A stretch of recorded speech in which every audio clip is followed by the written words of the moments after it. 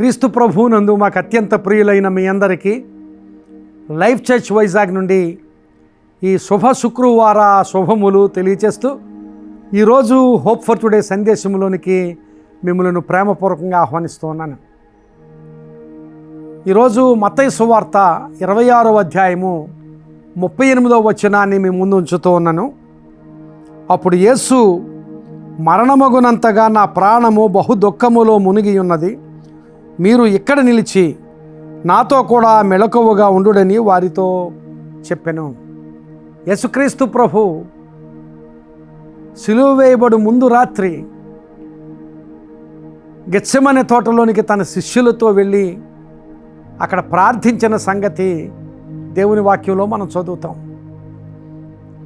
ఆ గెత్సెమనే తోటలోనికి వెళ్ళి తన అంతరంగిక శిష్యులైన ముగ్గురిని, పేతురు, యోహాను, యాకోబులను వెంటబెట్టుకొని లోపలికి వెళ్ళి ఆయన ప్రార్థన చేస్తూ ఆ ముగ్గురు శిష్యులను కూడా తన కొరకు ప్రార్థించమని ప్రార్థనా సహకారం అడిగి, మీరు మెలకువగా ఉండి ప్రార్థన చేయుడు అని చెప్పి మరి కొంత దూరం ఆయన వెళ్ళి ప్రార్థన చేసి, ప్రార్థన చేసిన తర్వాత ఆయన వెనుకకు తిరిగి వచ్చి చూసేసరికి ఈ శిష్యులు మెలకువగా ఉండలేక నిద్రలోనికి వెళ్ళిన సంగతి దేవుని వాక్యంలో మనం గమనించగలం.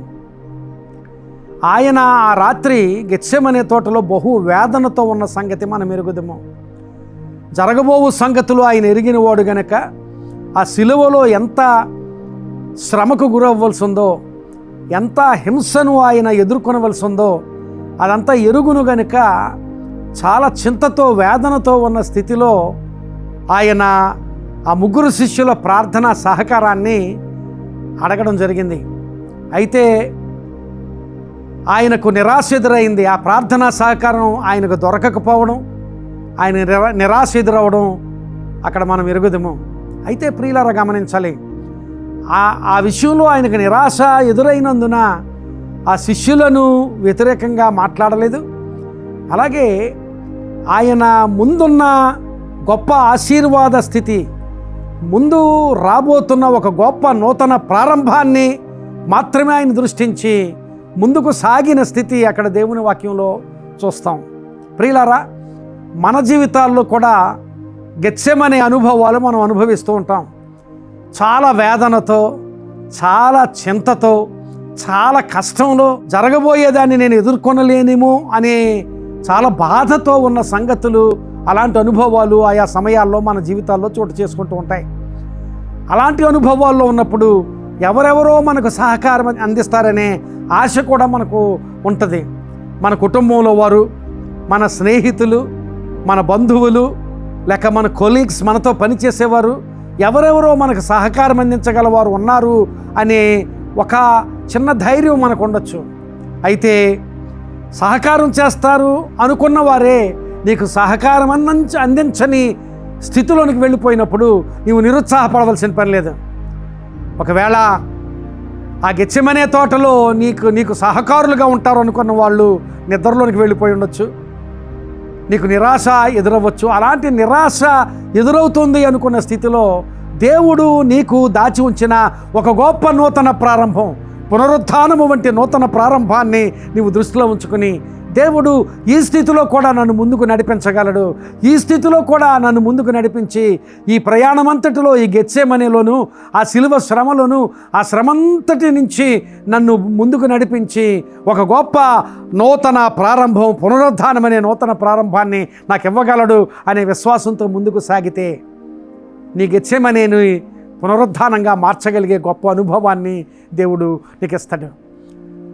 ఈ దినాన్ని ఒకవేళ నువ్వు ఏదైనా గెత్సెమనే అనుభవంలో ఉన్నావేమో, అలాంటి గెత్సెమనే అనుభవాలను పునరుత్థాన అనుభవాలుగా మార్చడానికి దేవుడు నీ పట్ల ఆశ కలిగి ఉన్నాడు. పాత నిబంధన గ్రంథంలో యోసేపు కథనమంతా మనకు తెలుసు.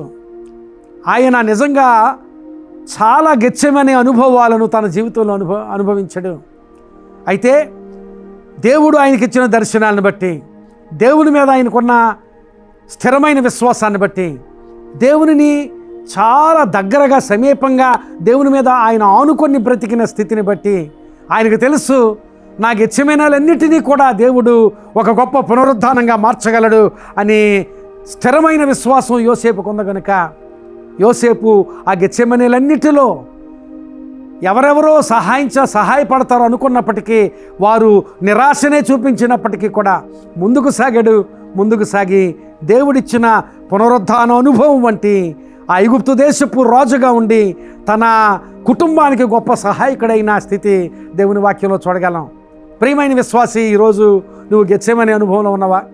ఆ గెత్సెమనే అనుభవంలో దేవునిని విడువక స్థిరమైన విశ్వాసంతో ఆయన మీద ఆనుకొని ఆయన యందు ఆశ్రయించి జీవించగలిగితే నీ గెత్సెమనేని ఆయన ఒక గొప్ప ప్రారంభంగా, ఒక గొప్ప పునరుద్ధానంగా మలిచి నిన్ను ఆశీర్వదిస్తాడు. అలాంటి పునరుద్ధాన అనుభవం దేవునికి ఇచ్చి ఆశీర్వదించునుగాక. ఆమేన్. ప్రార్థన చేసుకుందామా?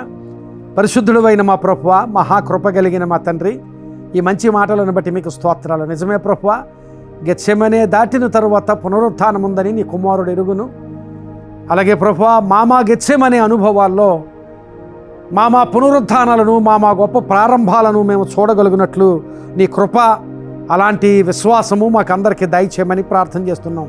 ఈ మాటలు విన్న వారందరూ ఎలాంటి గెత్సెమనే అనుభవాల్లో ఉన్నా ఆ అనుభవాల తరువాత నీవు ఒక గొప్ప పునరుద్ధానాన్ని దాచి ఉంచావని ఆ విశ్వాసంతో, ఆ నిరీక్షణతో ముందుకు సాగగలుగు కృప బిడ్డలందరికీ దయచేయమని ప్రార్థన చేస్తూ, వారి అవసరతల్లోనూ వారి సమస్యలలోనూ మీ సహాయము దయచేయమని ప్రార్థన చేస్తూ, విన్నవారందరినీ మీ చేతులకు అప్పగించుకుంటూ యేసు నామమున అతి మిక్కిలి వినయముగా బ్రతిమలాడి వేడుకుంటూ ఉన్నాం తండ్రి.